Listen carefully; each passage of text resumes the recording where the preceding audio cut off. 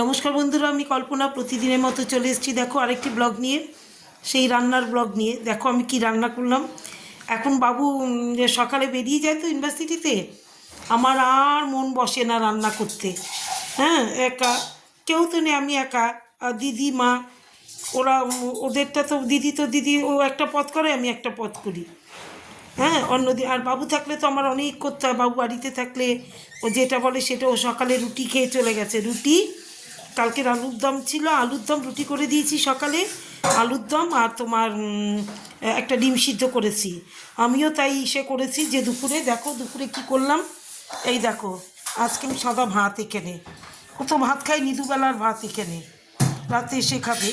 হ্যাঁ, গরম গরম সাদা ভাত, আর এখানে ধনেপাতা বাটা, আর এখানে বেগুন দিয়ে, মানে বেগুন পাতুরি, এটা ধনে পাতা দিয়ে কাঁচা লঙ্কা কালো জিরে ফোড়ন দিয়ে এই দেখো বেগুন পাতুরি করেছি। এই যে মার ভাত দেওয়া হয়েছে, ডিম সিদ্ধ, এই যে ডিম সিদ্ধ আছে এখানে, এই যে ডিম সিদ্ধ খাবো। এইবার দেখো এইখানে মার ভাত দেওয়া আছে, মাকেও ভাত দেওয়া হয়েছে, ভাত, ধনে পাতা বাটা, বেগুন পাতুরি, ধনে পাতা দিয়ে বেগুন পাতুরি আর ডিম সিদ্ধ, এই মেনু। আর রাত্রে ভাবছি যে তাহলে আজকে আমার মেনুগুলো হলো, দেখো গরম গরম সাদা ভাত, একবারে গরম ভাতটা, আর এখানে হচ্ছে ধনে পাতা বাটা, আজকে মিক্সিতে বেটেছি কাঁচা লঙ্কা দিয়ে, আজকে শিলে বাটিনি। ধনে পাতা বাটা আর তোমার এই বেগুন পাতুরি আর ডিম সিদ্ধ, এই যে মাকেও তাই দেওয়া হয়েছে, ভাত, ধনে পাতা বাটা, বেগুন পাতুরি আর ডিম সিদ্ধ। এইবার রাত্রিবেলা ছেলেটা মাছ টাছ খায় না।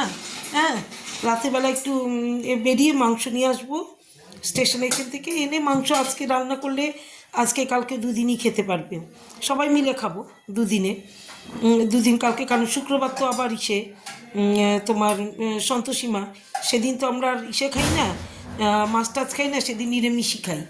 তাহলে শুভ দুপুর, সবাই ভালো থেকো, সুস্থ থেকো। তোমাদের নিশ্চয়ই খাওয়া দাওয়া হয়ে গেছে।